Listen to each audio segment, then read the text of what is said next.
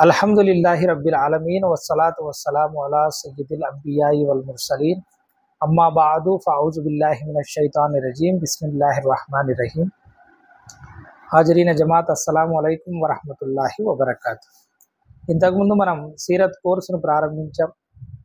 ముఖ్తసరిగా సీరత్ను మనం చర్చించుకున్నాం. దానికి సంబంధించినటువంటి పరీక్షను కూడా మనం రాయడం జరిగింది. ఇప్పుడు ఇన్షాల్లాహ్ తఆలా ఒక కోర్సు, హదీస్ కోర్సు, అంటే హదీసుల గురించి పూర్తి సమాచారాన్ని ఇచ్చే కోర్సు కాదు ఇది. మనకు మన నిత్య జీవితంలో అవసరమైనటువంటి కొన్ని హదీసులు మనకు కంఠత వస్తే మన యొక్క ఆచరణలు మెరుగుపడతాయనేటువంటి ఉద్దేశంతో ఒక కోర్సును ప్రారంభించడం జరిగింది. ఇందులో దాదాపుగా 100 హదీసులు మనకు వస్తాయి. హదీస్ అంటే చూడండి, బాగా గుర్తుపెట్టుకోండి, హదీసులో 2 భాగాలు ఉంటాయి. ఒకటి సనద్, ఒకటి మతన్. మనం సనద్ను గురించి ఏం చర్చించాం, మతన్ కూడా మనం పూర్తిగా చర్చించాం. ఆ మతంలో ఉన్నటువంటి తరఫ్ అంటారు, అంటే ముఖ్యమైనటువంటి భాగం ఏదైతే సందేశం ఉందో ఆ సందేశానికి చెందినటువంటి ఆ భాగాన్ని మాత్రం మీకు వీడియో రూపంలో నేను ఇన్షాల్లాహ్ తాలా అరబీలో తెలియజేస్తాను.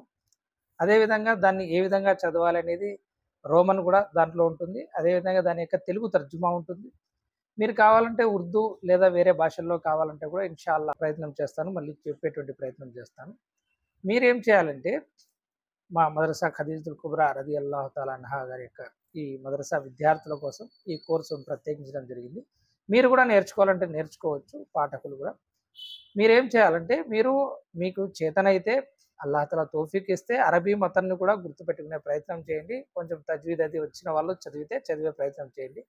లేదు అంటే ఆ హదీస్ యొక్క భావాన్ని మీరు గుర్తుపెట్టుకునేటువంటి ప్రయత్నం చేయండి. ఈ యొక్క కోర్సు ముఖ్య ఉద్దేశం మనం ఏదో ఆలింలు అవ్వాలని కానీ, లేదా మీరంతా ఏదో ఆలింలు అయిపోయి హదీసుల్ని నేర్చుకుంటారని, హదీసు యొక్క జ్ఞానులు అవుతారని కాదు. మన నిత్య జీవితంలో మనము ఈ హదీసుల్ని కనుక గుర్తుపెట్టుకుంటే మన కుటుంబ సభ్యులకు చెప్పొచ్చు, మన బంధుమిత్రులకు చెప్పొచ్చు. ఈ విధంగా మన యొక్క ఆచరణలు మెరుగుపడతాయన్న ఉద్దేశంతోనూ, మరియు హదీసుల గురించి, వాటి యొక్క విశిష్టత గురించి మీకు కొంచెం తెలిసి వస్తున్నటువంటి ఉద్దేశంతో ఈ యొక్క కోర్సును ప్రారంభించడం జరిగింది. ఇందులో ఈ కోర్సులో మొట్టమొదటి హదీసు, ఔజు బిల్లాహి మినష్ షైతానిర్ రజీం బిస్మిల్లాహిర్ రహమానిర్ రహీం. ఖాల రసూలుల్లాహి సల్లల్లాహు అలైహి వసల్లం ఇన్నమల్ ఆమాలు బిన్నియాత్. ప్రియ ప్రవక్త సల్లల్లాహు అలైహి వసల్లం గారు పలికారు, నిశ్చయంగా ఆచరణలు సంకల్పాలపై ఆధారపడి ఉంటాయి. అంటే ఆచరణలు సంకల్పాలపై ఆధారపడి ఉంటాయంటే అర్థం, మన యొక్క సంకల్పాలు సరిగా ఉంటే ఆచరణల యొక్క ఫలితం సరిగా ఉంటుంది అని. ఇక్కడ చూడండి, ఆచరణల యొక్క ఫలితం అంటే ఇది ఇహలోక పరంగా చెప్పడం. మనం సంకల్పం చూడండి, నేను చెడ్డ సంకల్పం చేసుకొని 100 రూపాయలు ఎవరికైనా దానం చేసినా కూడా అతడు ఆ 100 రూపాయలు తీసుకెళ్తాడో అతని అవసరం తీరిపోతుంది. కానీ ఇక్కడ ఏదైతే సంకల్పం గురించి చెప్తున్నారో ఇది పరలోకం యొక్క మనకు సవాబ్ గురించి, పుణ్యఫలం గురించి చెప్పడం జరుగుతుంది. ఇక్కడ సంకల్పాలు సరిగా పెట్టుకుని మనం కనుక మంచి కార్యాలు ఆచరిస్తే వాటి యొక్క పుణ్యఫలం అనేది ఉంటుంది. మనం ఆచరణలు చేసి సంకల్పాలు కనుక సక్రమంగా లేకపోతే ఆచరణలు చేసినప్పటికీ ఆ యొక్క పుణ్యఫలం రాదు. ఇది బుఖారీలోని మొట్టమొదటి హదీస్. ఈ పూర్తి హదీస్ ఎలా ఉంటుంది అంటే, ప్రవక్త సల్లల్లాహు అలైహి వసల్లం గారు చెప్తారు, దాని యొక్క భావం ఈ విధంగా ఉంది. నిశ్చయంగా సంకల్పాలపై ఆచరణలు ఆధారపడి ఉంటాయి. ఎవరైతే అల్లా కొరకు హిజ్రత్ చేశాడో అతడు అల్లా కోసం హిజ్రత్ చేశాడు. మరెవరైతే స్త్రీ కోసం పెళ్లి చేసుకోవాలనేటువంటి హిజ్రత్ చేశాడో అతడు దానికోసం హిజ్రత్ చేశాడు అని చెప్తారనమాట.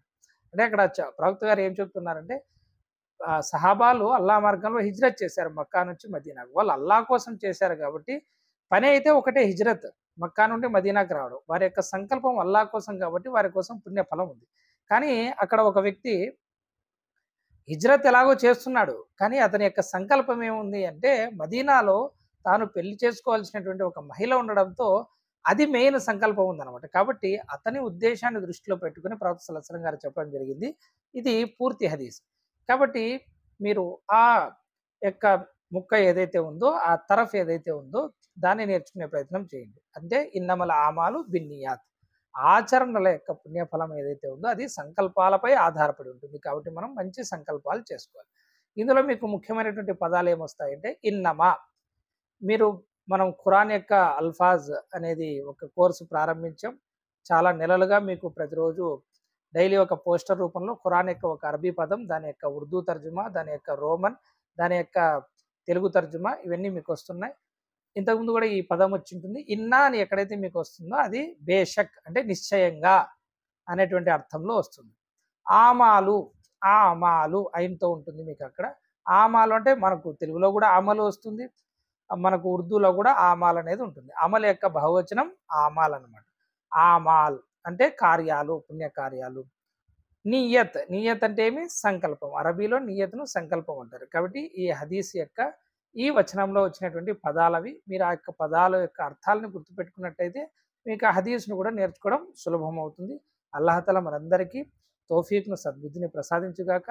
ప్రవక్త సల్లల్లాహు అలైహి వసల్లం గారి యొక్క హదీసుని నేర్చుకొని, గుర్తుంచుకొని వాటి మీద అమలు చేసేటువంటి భాగ్యాన్ని ప్రసాదించుగాక. ఎందుకంటే అమలు చేయలేకపోతే మనం నేర్చుకున్నటువంటి జ్ఞానం కూడా వృధా అవుతుంది. కాబట్టి అల్లాహ్ మనందరికీ తప్పకుండా అమలు చేసే భాగ్యాన్ని కలిగించుగాక.